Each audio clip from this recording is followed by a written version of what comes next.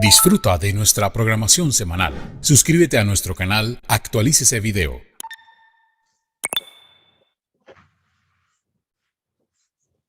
Muy buenos días para todas las personas que a esta hora se conectan a través de nuestras redes sociales, nuestro canal de YouTube, Actualícese Video, nuestra página de Facebook, a este espacio diario de conferencias Actualícese. Saludamos y le damos la bienvenida al doctor Nicolás Albiar, abogado, especialista en Derecho de los Negocios Internacionales, quien se encuentra cursando una maestría en Derecho Privado, socio fundador y gerente general de Albiar González Tolosa Abogados. Se ha desempeñado como abogado interno en una firma de inversión extranjera. En AGT Abogados ha sido apoderado general de compañías nacionales extranjeras y representante legal principal o suplente para asuntos judiciales de reconocidas empresas. El tema que nos trae para el día de hoy: conflictos societarios comunes que se presentan en las empresas colombianas. A todas las personas que ya se están conectando a esta transmisión, las invitamos para que se suscriban a nuestro canal de YouTube, Actualícese Video, le den like a este y demás videos que publicamos a diario y activen la campana para que les lleguen nuestras notificaciones. Doctor Albiar, muchas gracias por estar de nuevo en este espacio de conferencia Actualícese, y un tema que no hemos tratado anteriormente en este programa. Importante conocer todos estos conflictos, las clases de conflictos que se pueden dar al interior de las diversas organizaciones nacionales. Muchas gracias y tiene usted la palabra. Bueno, muchas gracias por la invitación, Carlos, a todo el equipo de Actualícese.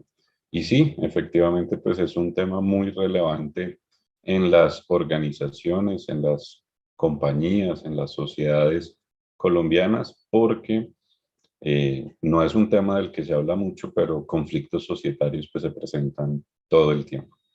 Entonces, la idea de esta charla es poderles contar cuáles son esos principales conflictos y explicarles las aristas jurídicas que tiene este tema. Voy a compartir mi pantalla en este momento. Me confirman, por favor, si la están viendo. Ya. Ahí ya está saliendo, sí, señor. Perfecto.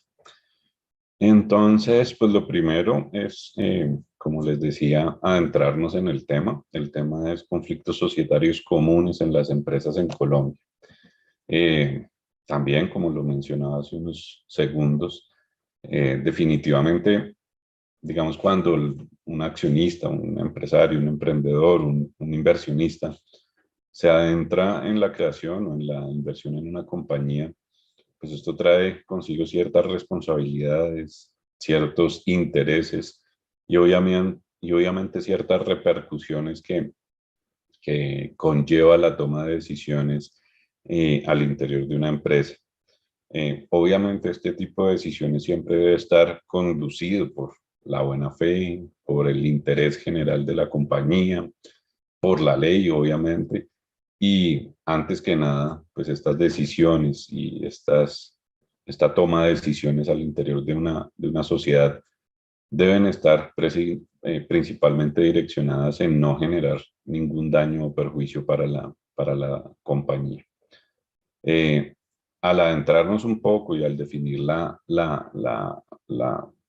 frase conflicto societario, podemos decir que esto se trata de desacuerdos que se presentan en las sociedades comerciales entre accionistas, entre los accionistas y la misma sociedad, o entre los accionistas y los administradores.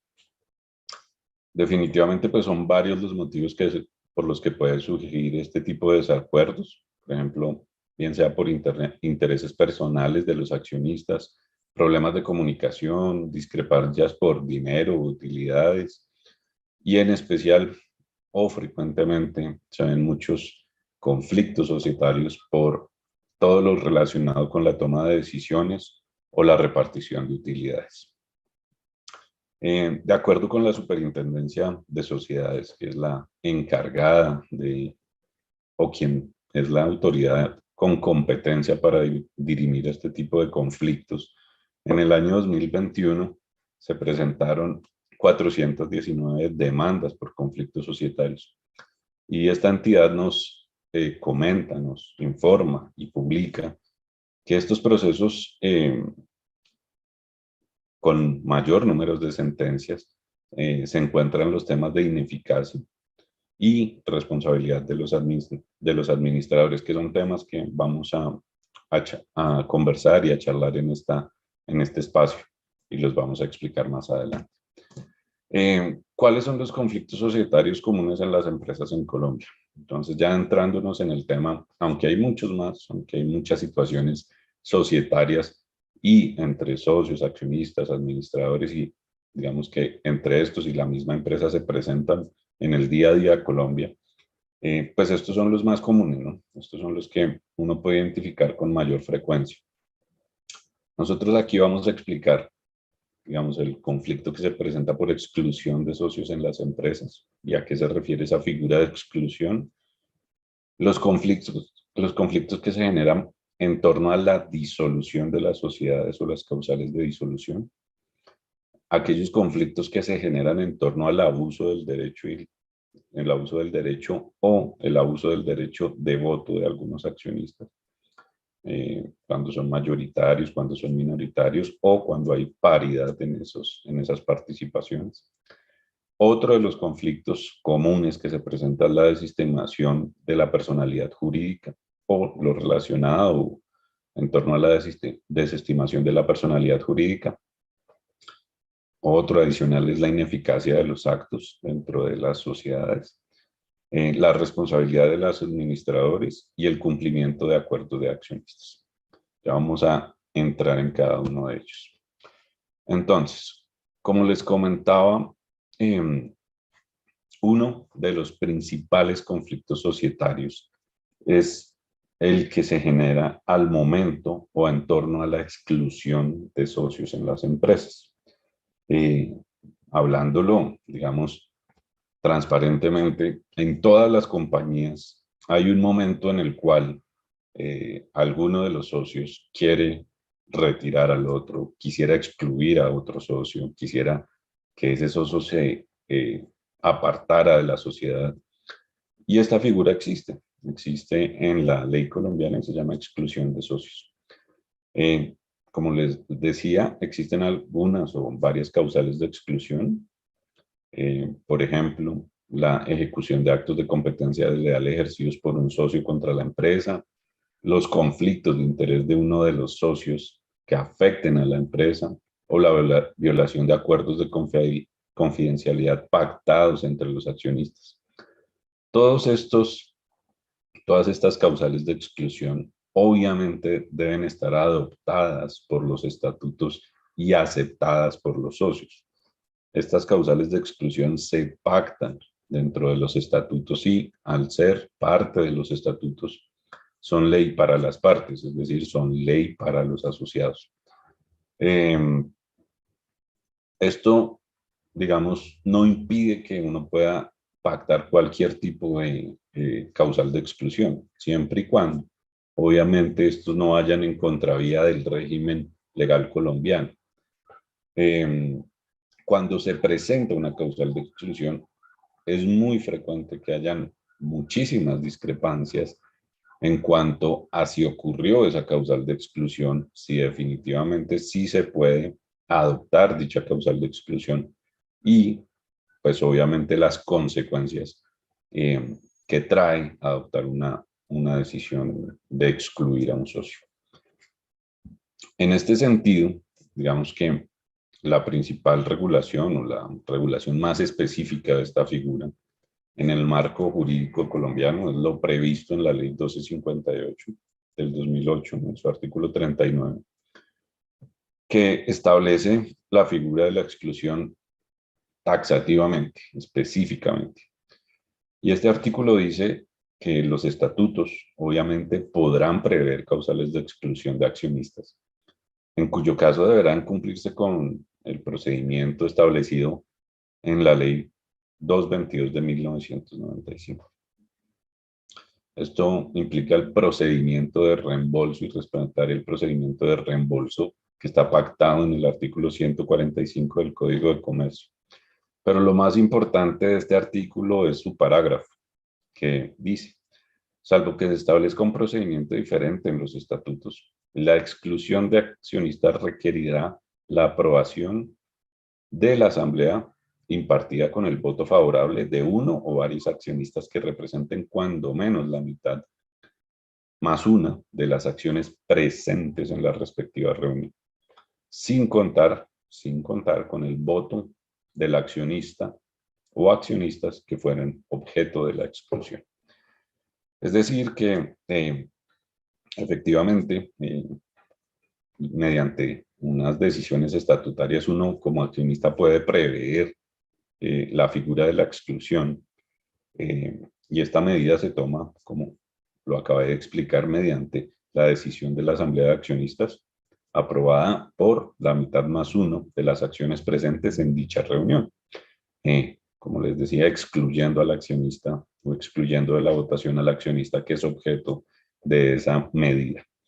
En torno a esto, pues, se generan diferentes controversias. Normalmente, este tipo de situaciones, cuando se toma una medida de exclusión, resulta en un procedimiento judicial, porque en la mayoría de los casos, quien es excluido mediante la decisión de la Asamblea, pues pretende la ineficacia de ese acto, la nulidad de ese acto, que se anule obviamente la decisión de exclusión y que no se aplique dicha decisión en la sociedad.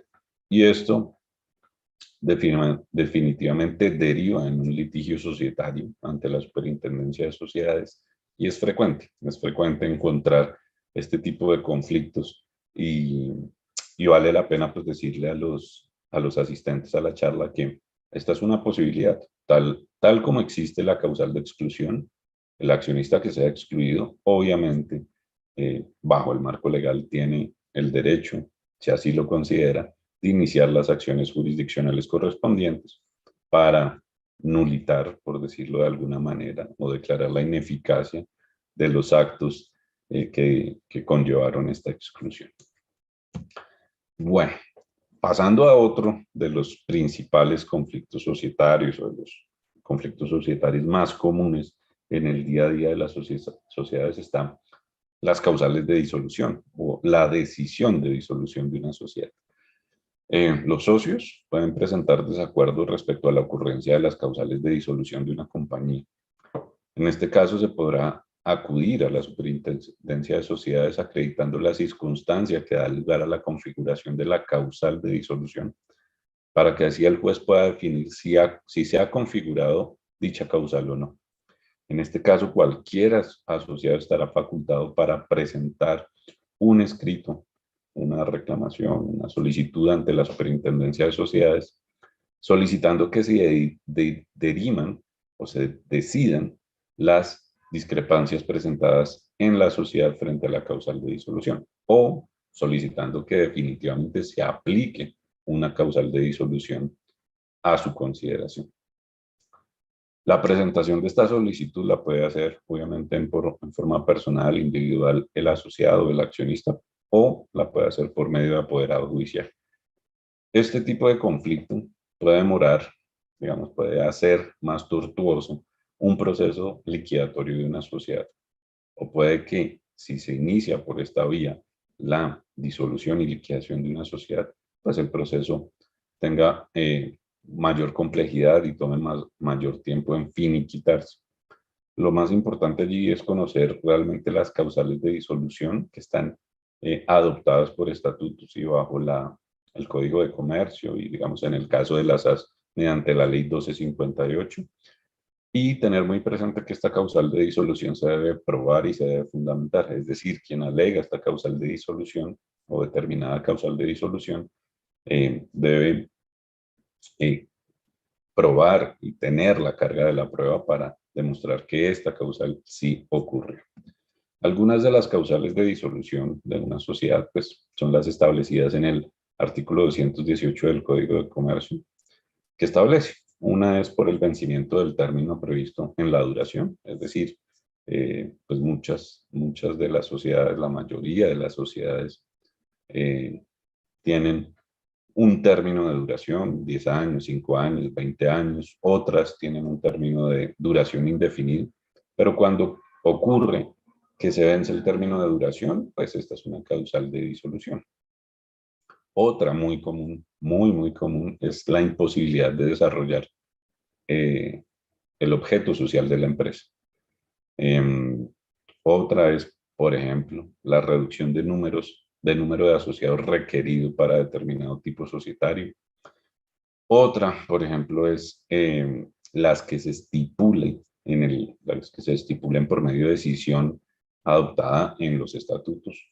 Cualquier asociado, o digamos la mayoría de los asociados más bien, puede tomar y adoptar unas causales de disolución que se reflejen en estatutos.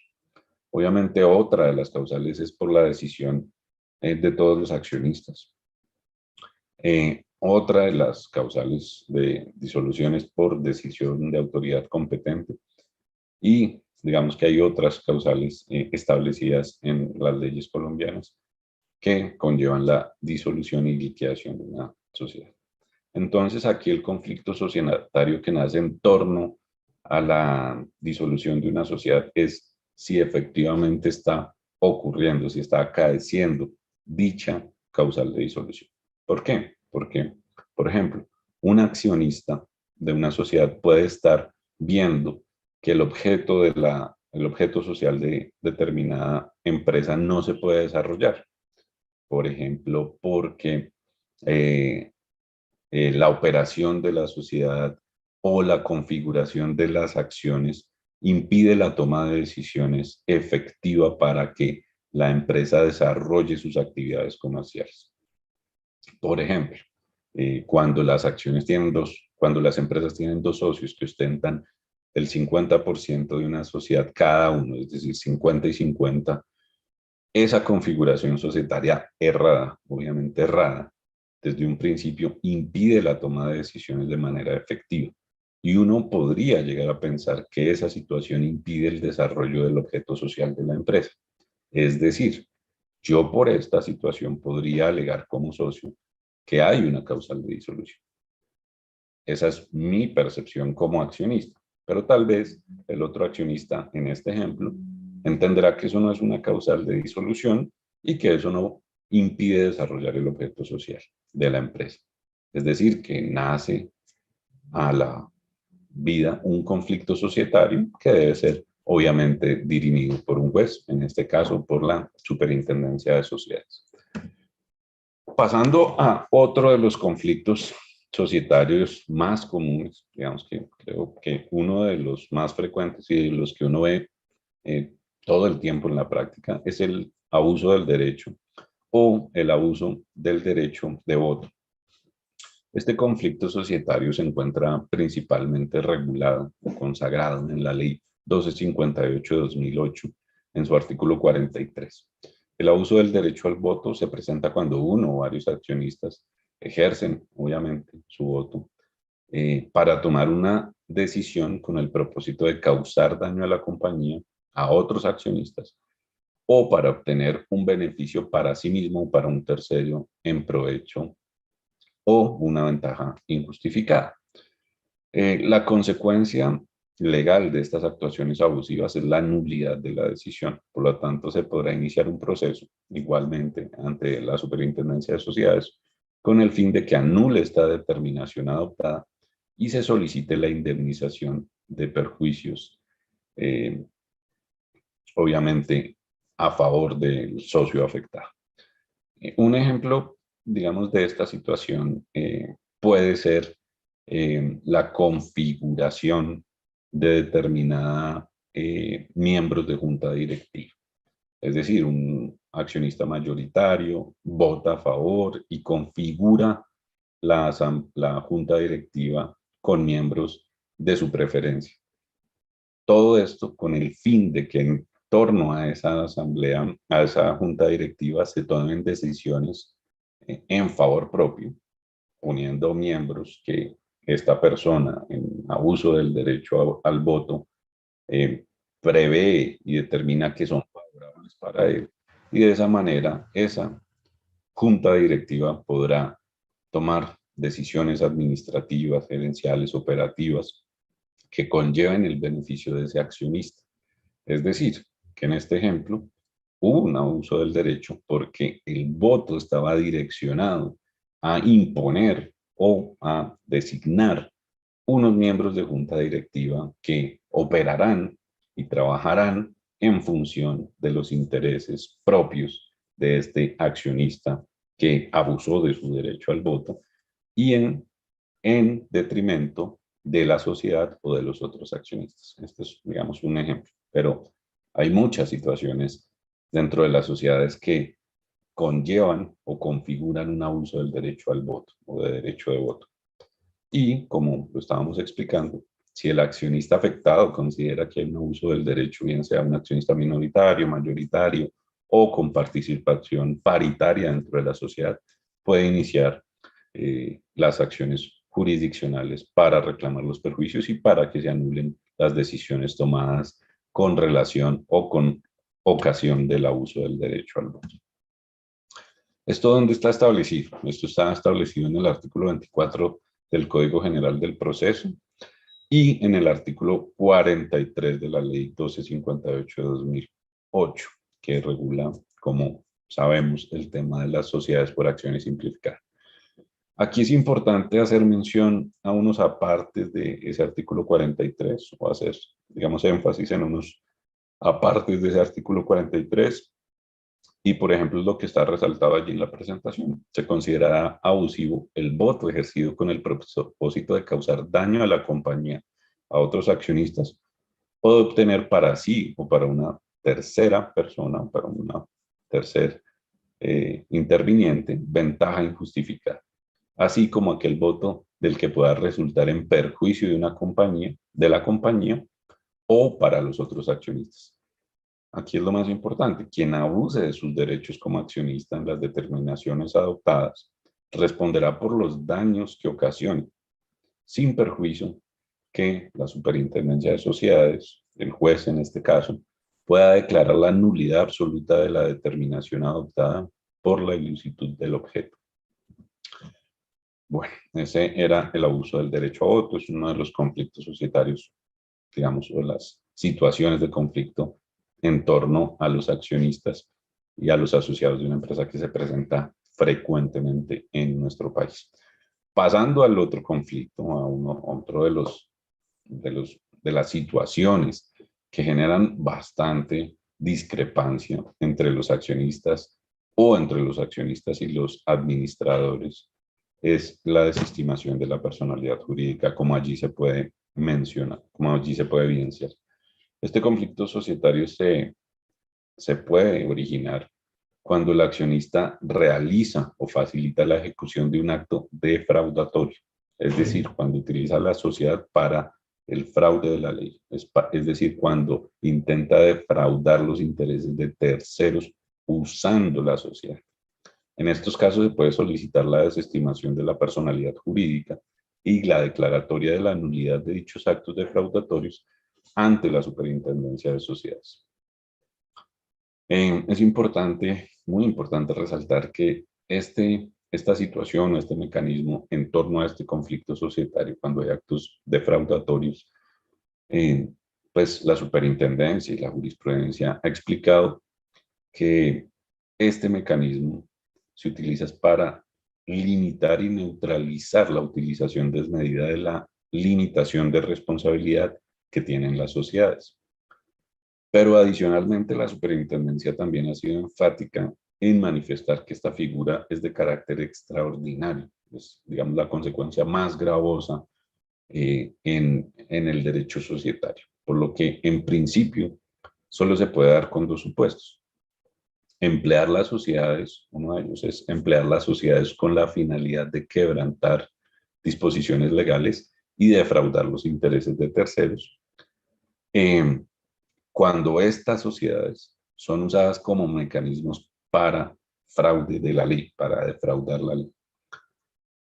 En este escenario se tiene que dar el segundo presupuesto, que es el levantamiento del velo corporativo, y este se presenta en aquellas ocasiones cuando, o más bien se refiere cuando en aquellas ocasiones es necesario que la responsabilidad se extienda de la sociedad a los accionistas.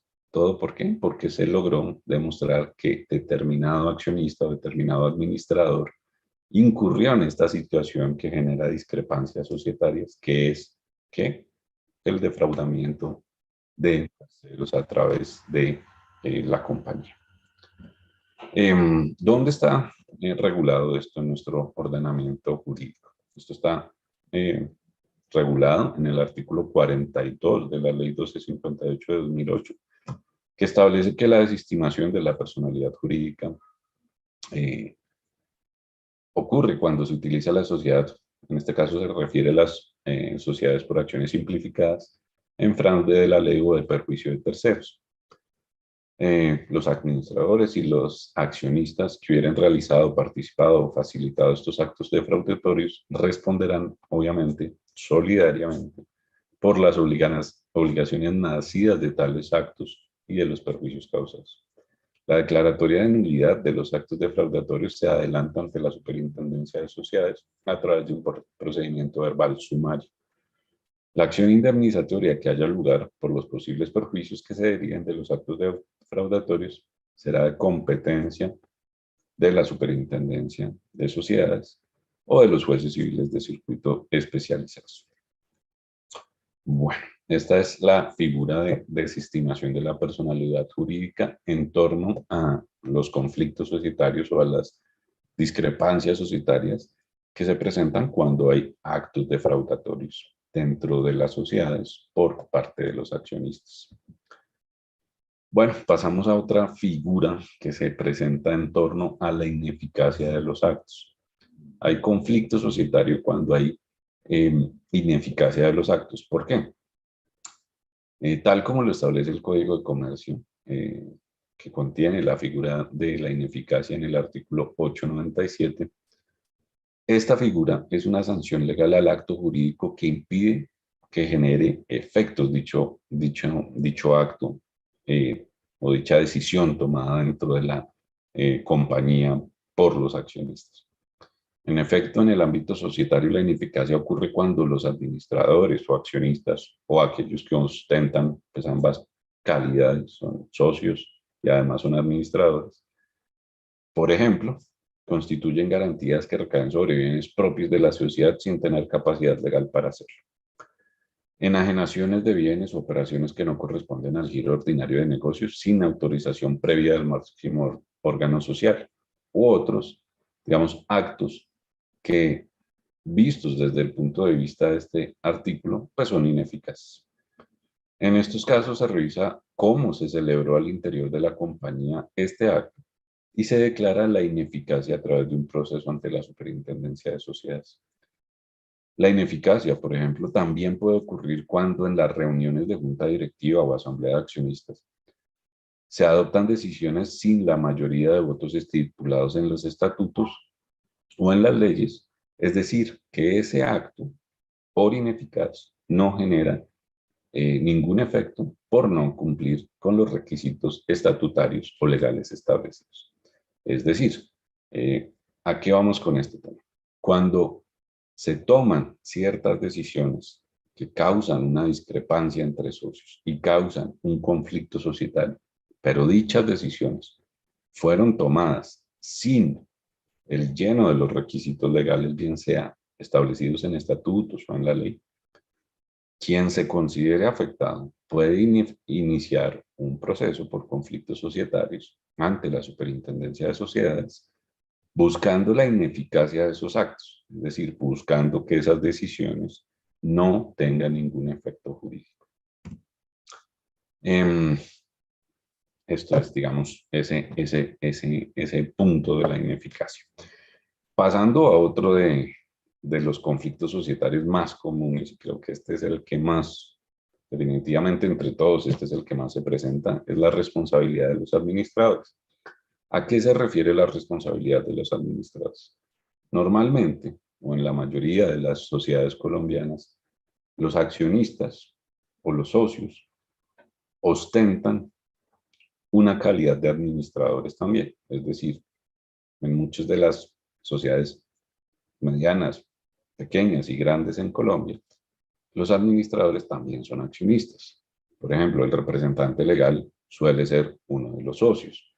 O al ser sociedades de familia, los mismos familiares son accionistas de la sociedad y ostentan cargos de administración dentro de la empresa. Pero esto pues conlleva muchos conflictos, ¿no? Esto genera muchos conflictos societarios entre los mismos accionistas por el desarrollo de las actividades de administración de estos asociados. El artículo 23 de la Ley 222 de 1995, ¿no?, establece los deberes para los administradores, como el realizar los esfuerzos conducentes para el desarrollo del objeto social, no participar en interés personal o de terceros en actividades que impliquen competencia con la sociedad o actos respecto de los cuales exista conflicto de interés, salvo autorización expresa de la Junta de Socios o Asamblea General de Accionistas.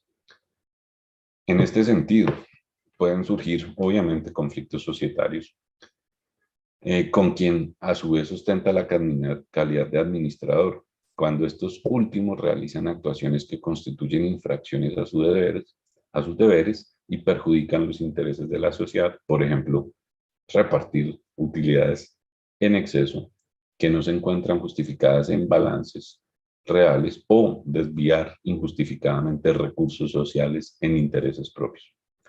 Por consiguiente, en los casos mencionados o en los ejemplos que acabamos de dar, la Asamblea General o la Junta de Socios de la compañía podrá iniciar una acción social de responsabilidad contra dichos administradores o aquellos socios que a su vez son administradores, con el fin de examinar la conducta para que respondan por los perjuicios causados de forma ilimitada en caso de comprobarse la infracción. ¿A qué se refiere esto? Esta responsabilidad de administradores ocurre cuando un accionista que a su vez es socio de la empresa o simplemente una persona que es administradora de la empresa, pongamos el ejemplo del representante legal, actúa o genera actos contrarios a los intereses de la sociedad. Uno de los ejemplos que dábamos es, por ejemplo, desviar injustificadamente recursos o activos que están en cabeza de la empresa. Un ejemplo común, muy común de esto es, por ejemplo, cuando el representante legal comienza a contratar familiares para que trabajen en cargos dentro de la empresa, cuando se asigna un salario, por ejemplo, muy alto en sus operaciones, cuando genera honorarios por actividades independientes, por ejemplo, a sus funciones establecidas. Todas este tipo de actuaciones pueden entenderse como actos de administración que transgreden los intereses de la compañía. Y en este sentido, yo podría iniciar una acción de responsabilidad social contra los administradores o contra este socio que a su vez es administrador, para que responda por los perjuicios que nos está causando al resto de los accionistas.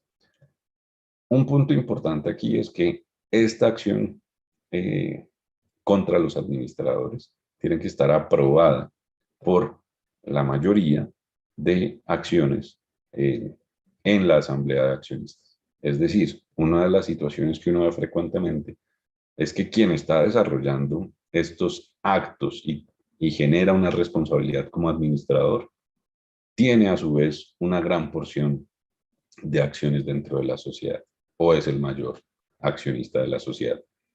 Y ahí se encuentra una limitante para iniciar la acción de responsabilidad social contra los administradores, porque recuerden que esa acción tiene que estar aprobada por el máximo órgano social. Y si quien comete los actos como administrador a su vez ostenta la mayoría de las acciones, pues obviamente va a haber una situación perjudicial y contradictoria, porque él no va a querer votar a favor de que se haga una acción social contra los administradores cuando él es el mayor accionista, él es el que toma las decisiones y a su vez él es el que está causando los perjuicios como administrador. Entonces esta es una situación que se ve todo el tiempo en las sociedades. Todos vemos que más que nada en las sociedades de familia, los administradores son los mismos socios. Estos administradores ejecutan actos, contratos, negocios jurídicos que todo el tiempo van en detrimento de la sociedad. Y esos actos o negocios jurídicos que están en detrimento de la sociedad obviamente se pueden demandar por medio de esta acción como para, digamos, alegar la responsabilidad de los administradores, pero al momento de tomar decisión y al momento de votar para que se ejecute esta acción, se encuentran varios obstáculos desde el punto de vista de las votaciones. Bueno, otro de los escenarios y conflictos societarios que se presentan entre los socios de una empresa en Colombia es el incumplimiento de los acuerdos de accionistas. Definitivamente el incumplimiento del acuerdo de accionistas es también algo muy común. Lo que pasa es que muchas empresas en Colombia pues no están acostumbradas a suscribir acuerdos de accionistas. Pero ¿quiénes? Aquellas empresas y quienes suscriben esos acuerdos de accionistas se ven envueltos todo el tiempo en el incumplimiento de esas mismas decisiones o acuerdos que se celebraron entre los socios de una empresa. Los acuerdos de accionistas pues son, como su nombre lo indica, como su definición lo dice, pues son acuerdos, son pactos o compromisos que celebran los socios para incorporar determinadas obligaciones que deben ser cumplidos por ellos mismos, que deben ser cumplidas. Estas obligaciones deben ser cumplidas por los mismos accionistas. Toda vez que esos acuerdos de accionistas se vuelven, digamos, ley para las partes, son de obligatorio cumplimiento, son ejecutables, digámoslo, desde el punto de vista legal, estos acuerdos siempre generan conflicto o confrontación, porque aun cuando están adoptados, quienes suscribieron el acuerdo, pues hacen caso omiso de las obligaciones allí contenidas. ¿Y qué pasa? Que obviamente estos acuerdos que se incorporaron, bien sea en estatutos o que se depositaron en la empresa para ser respetados, no son cumplidos por los accionistas que los celebraron. Y al haber ese documento que consagra el acuerdo de accionistas, quien se ve afectado siempre acude al acuerdo de accionistas para demandar, para hacer que se cumpla ese acuerdo de accionistas por quien lo está infringiendo, por el otro socio que lo está infringiendo. Esto definitivamente conlleva todo el tiempo acciones jurisdiccionales ante la Superintendencia de Sociedades con el fin de hacer el cumplimiento forzoso de ese acuerdo de accionistas y, obviamente, solicitar la indemnización de perjuicios que conlleva el incumplimiento del acuerdo. Aquí es importante mencionar qué establece la ley frente al acuerdo de los accionistas.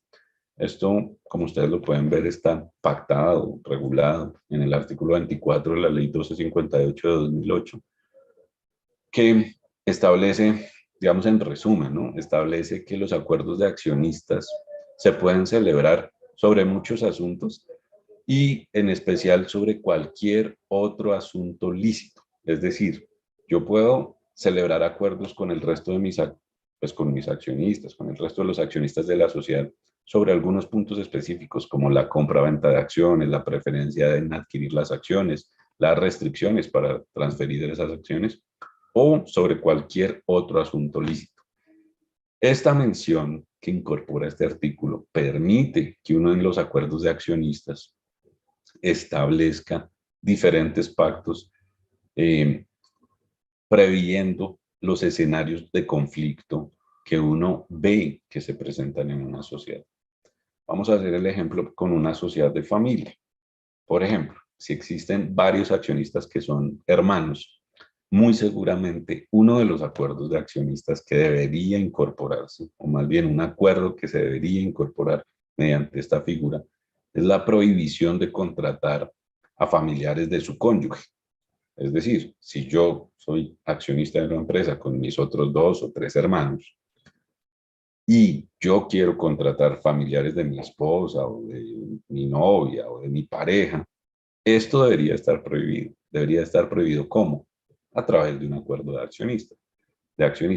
Ese tipo de estipulaciones mediante los acuerdos de accionistas todo el tiempo son vulneradas. Aquellas empresas y aquellos accionistas que incorporan este tipo de acuerdos normalmente los violan por inobservancia, por descuido, por negligencia o con intención de violar ese tipo de acuerdos. ¿Qué conlleva esto? Que al vulnerar ese tipo de consideraciones, de pactos que se incluyeron, esto genera nuevamente una discrepancia societaria, un conflicto entre los accionistas, y en aquellas conductas donde esa violación al acuerdo de accionistas es muy grave, genera una indemnización de perjuicios a favor de los afectados.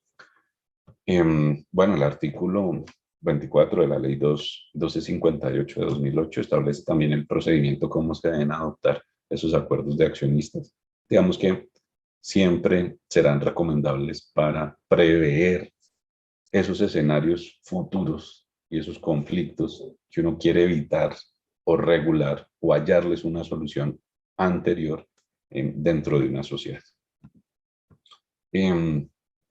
Aquí pasamos, digamos, ya a cómo se dirimen estos conflictos societarios, ¿no? Los que les acabo de mencionar son varias de las figuras jurídicas y varios de los escenarios jurídicos que se presentan frecuentemente en torno al desarrollo de la toma de decisiones en una compañía. Todos estos escenarios y todos estos conflictos societarios en el día a día se comienzan a ver muy frecuentes, muy frecuentes. Pero ¿cómo se dirimen? ¿Qué pasa? ¿Cuál es la solución? ¿Cuál es el mecanismo legal y la acción legal para resolver estos conflictos? Es muy sencillo. La Superintendencia de Sociedades, a través de la Delegatura de Procedimientos Mercantiles, es la entidad encargada o tiene competencia, más bien, para dirimir o resolver estos conflictos dentro de las compañías. De esta forma se encarga de darle solución a estas discrepancias, a estas diferencias que ocurren con los miembros de las sociedades en desarrollo del objeto social de las mismas. Algunos de estos conflictos pueden solucionarse a través de un arbitraje comercial, ¿sí? Pero obviamente el arbitraje, al ser un método alternativo de solución de conflictos o de solución de controversias, tiene que estar pactado dentro de los estatutos como mecanismo de resolución de conflictos. Y obviamente, algún socio o quien vean que está ocurriendo un conflicto societario como los que acabamos de nombrar o está inmerso en alguna de las situaciones que acabamos de explicar, siempre y cuando haya un pacto arbitral dentro de los estatutos, puede acudir al arbitraje para también buscar una solución por medio de este mecanismo alternativo de solución de conflictos.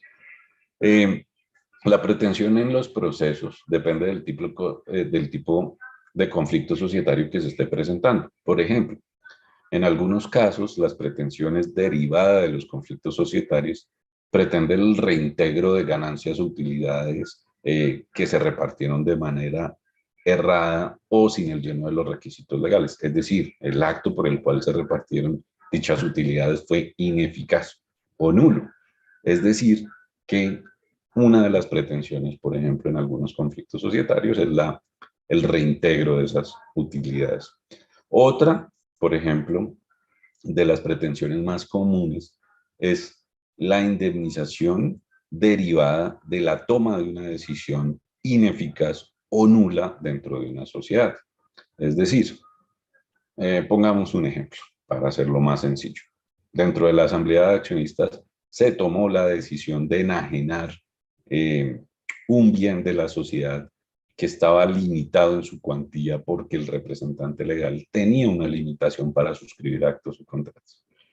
Por ejemplo, la asamblea de accionistas levanta o permite que se celebre ese contrato, ese negocio jurídico, con unas cuantías superiores a las que tiene estipuladas el representante legal mediante estatutos.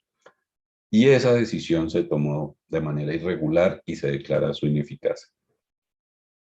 Entonces, las pretensiones de esta demanda por conflictos societarios estarían encaminadas a que se declare ineficaz o se declare sin efectos la toma de esa decisión de esa acta de asamblea de accionistas y se restituyan los valores o se anule el negocio jurídico que conllevó la venta de ese activo, ¿sí? Eh, en resumen, digamos que las pretensiones en los procesos de conflictos societarios siempre variarán dependiendo de la situación que se haya presentado entre los accionistas. Aquí hay unas recomendaciones importantes de cómo podría uno buscar evitar este tipo de conflictos, y uno de ellos son las reuniones periódicas. Digamos que para resumir esta diapositiva, lo que uno siempre recomienda para evitar este tipo de conflictos, los conflictos societarios que acabamos de ver, es que se realicen estrictamente, juiciosamente, las reuniones extraordinarias y las reuniones ordinarias. Las reuniones ordinarias, obviamente, para la aprobación de estados financieros, el decreto y pago de utilidades, pero también reuniones extraordinarias para la toma de decisiones más simples dentro de la empresa, para la toma de decisiones un poco más administrativas, gerenciales, operativas, que conllevarían efectos para la empresa. Siempre que se hagan este tipo de reuniones, lo recomendable es que todos los accionistas, bien sean minoritarios, mayoritarios o haya paridad entre los mismos, eh, participen en la toma de decisiones. Obviamente hay decisiones que pertenecen a la junta directiva, que pertenecen al gerente, que pertenecen a los administradores o son propias de esos cargos. Pero hay muchas otras decisiones que eh, intrínsecamente conllevan la opinión o por lo menos el voto o la participación de quienes son accionistas de una sociedad. Entonces, la recomendación es siempre aquellas decisiones que podrían tener efectos graves o cuantiosos en una sociedad, es recomendable siempre someterlas a votación de la asamblea de accionistas, bien sea en una reunión ordinaria o en la reunión ordinaria o en una reunión extraordinaria. Esa es una recomendación importante. En pocas palabras, es mantener una comunicación constante y fluida para la celebración de reuniones, y que estas reuniones, bien sean ordinarias o extraordinarias, se celebren en participación, en pro de la participación de los diferentes accionistas. Otra de las recomendaciones, digamos que lo hablábamos anteriormente, es la celebración de acuerdos. Digamos, aunque los acuerdos con accionistas, entre accionistas, pueden generar muchos conflictos, porque, vuelvo y lo digo, aun cuando se pactan, los accionistas hacen caso omiso por negligencia, por descuido o con intención o dolo de incumplir esos acuerdos. Realmente, al momento de celebrar los acuerdos, uno sí debe prever cuáles son todos esos escenarios que yo quiero evitar y todas esas discrepancias que yo quiero evitar con mis socios, y hallarles, encontrarles una solución jurídica preestablecida en los acuerdos. Yo siempre le digo a todas las personas que crean sociedades, que invierten en sociedades, que inician una empresa, que en los estatutos o en los acuerdos de accionistas se deben prever todos los escenarios catastróficos que yo me imagino referente a mis socios. Y en ese mismo acuerdo, también preestablecer las soluciones. ¿Qué pasa, por ejemplo, en determinado hecho o en determinado acaecimiento de una situación que genere conflicto en la sociedad? ¿Cuál será la consecuencia jurídica? ¿Se va a excluir al socio? ¿Se le va a sancionar? ¿Se le va a... ¿cuál es la consecuencia jurídica? Obviamente dentro del marco legal que se va a determinar para hallar una solución. Entonces, los acuerdos de los accionistas, entre accionistas, aunque generan conflicto, siempre son un mecanismo idóneo para preestablecer las posibles salidas, los posibles mecanismos de solución desde el punto jurídico, desde el punto de vista jurídico para estas discrepancias. Bueno, otro de las recomendaciones para un inversionista, para un socio, para un empresario o emprendedor, siempre va a ser conocer los estatutos de la empresa. Muchos accionistas, muchos emprendedores, muchas personas que inician con sus negocios desconocen el contenido de los estatutos. Muchas veces en los estatutos están incorporados acuerdos de accionistas, protocolos de familia o regulaciones que no son favorables. Y esto genera conflicto.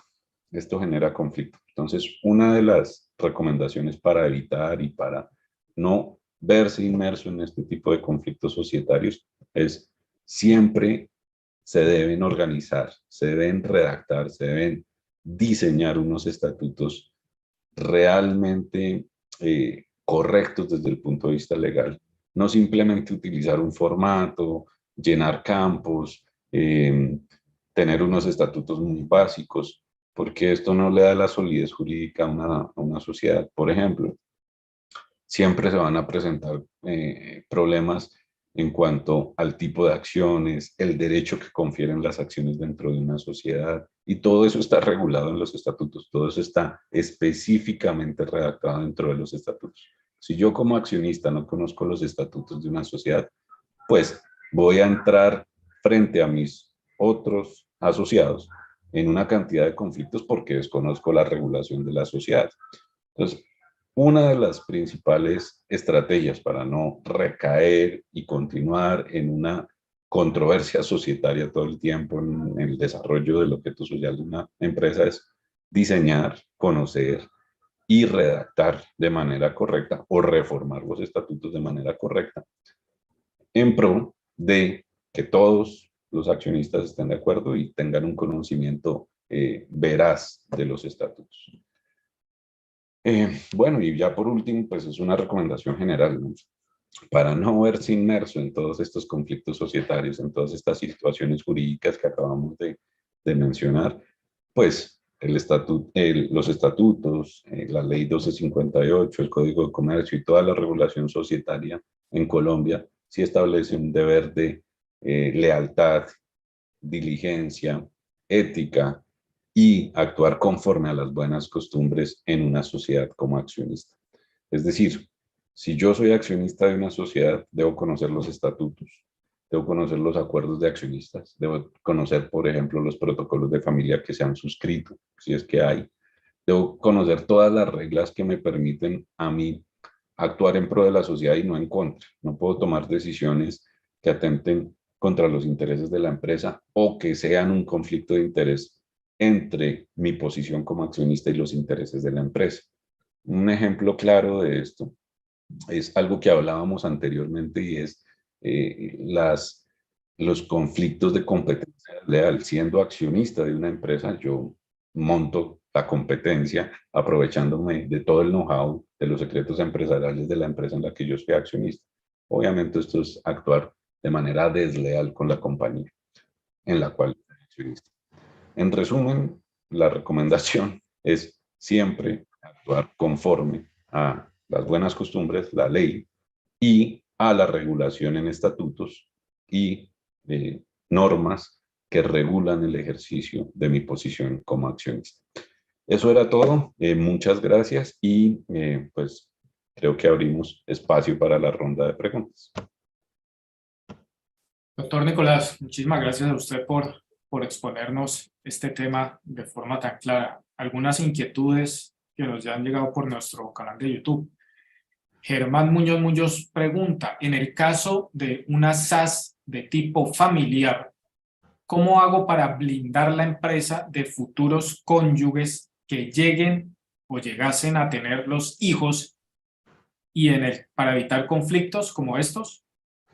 Sí, digamos es muy recomendable a este partícipe de esta charla le recomendaría que suscribiera un protocolo de familia, que integrara un protocolo de familia dentro de los estatutos, hiciera unas reformas estatutarias y a su vez incorporara unos acuerdos de accionistas que impidieran que, por ejemplo, cónyuges o familiares en determinado grado se incorporaran a la compañía y tomaran participación dentro de la compañía. Esto es lo que yo le recomendaría.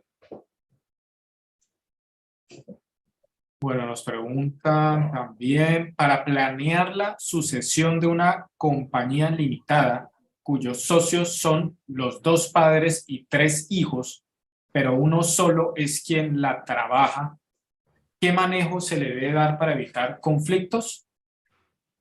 Bueno, digamos que vuelve y toma un papel muy relevante el protocolo de familia.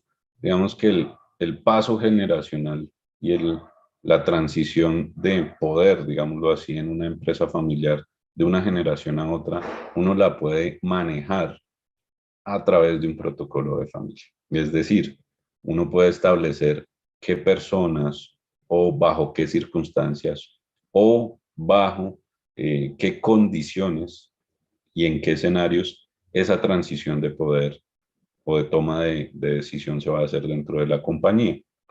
Mi recomendación para esta persona que nos pregunta también sería que estableciera esas situaciones, se diseñaran en un protocolo de familia. Es decir, cuando falte el socio, el fundador o la persona que trabaja la sociedad, ¿cómo se va a hacer esa transición de administración y bajo qué circunstancias? Todo eso se puede especificar en el protocolo de familia y en un acuerdo de accionistas, que se incorpora en los estatutos o que se deposita en la sociedad. Doctor Nicolás Alvear, pues muchísimas gracias por haber estado de nuevo en este espacio de conferencia Actualícese, muy amable. Bueno, gracias a ustedes por la invitación, que estén muy bien. A todas las personas que nos acompañaron a estas dos conferencias del día de hoy, un cordial agradecimiento y una invitación para que se conecten de nuevo con este espacio. El próximo lunes 21 de noviembre a las 9 de la mañana tendremos como invitados a Dina María Galindo y a Germán Torres con el tema costos y gastos no aceptados por la DIAN. Esto debes tener en cuenta para el cierre contable y fiscal 2022. Y a las 11 de la mañana la doctora Gina Ortiz con el tema régimen simple de tributación, bondades que presenta la reforma tributaria. A todas las personas que se conectaron a esta transmisión las invitamos para que se suscriban a nuestro canal de YouTube, Actualice ese video, le den like a este y demás videos que publicamos a diario y activen la campana para que les lleguen nuestras notificaciones. Nos reencontraremos el próximo lunes. Muchas gracias. Chao, chao.